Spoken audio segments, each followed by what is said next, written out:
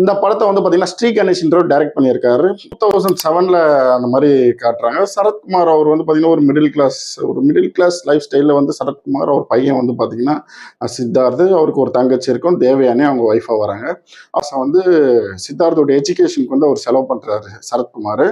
அப்புறம் அவங்க வீடு வாங்குறப்ப பிளான் வந்து கனவாகவே போயிடுது. சித்தார்த் ஃப்ரெண்டாக ஒருத்தர் காலேஜ் கேரக்டர் நல்ல ஒரு நியூ ஃபேஸாக அவர் இன்ட்ரடியூஸ் பண்ணியிருப்பாங்க. இதில் பார்த்த மூஞ்சிகளில் பார்த்தா வெறுப்பாயிடுது.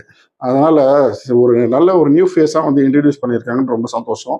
டேரக்டருக்கு வந்து அது ஒரு அப்ரிஷியேஷன். கதைன்னு எதுவுமே கிடையாது, ஸ்டோரி வந்து எதுவுமே கிடையாது. ஸ்க்ரீன் பிளே ஒரு சரத்குமார் ஒரு மிடில் கிளாஸ் லைஃப்பை ரன் பண்ணுறாங்க. ஒரு மிடில் கிளாஸ் லைஃப்பை எப்படி வாழ்கிறாங்க, அவங்களோட வீடு வாங்குற கனவு எப்படி இருக்கும், அந்த போராட்டம் எப்படி இருக்கும் அப்படின்றதான் வந்து டேரக்டர் வந்து சொல்லியிருப்பாரு.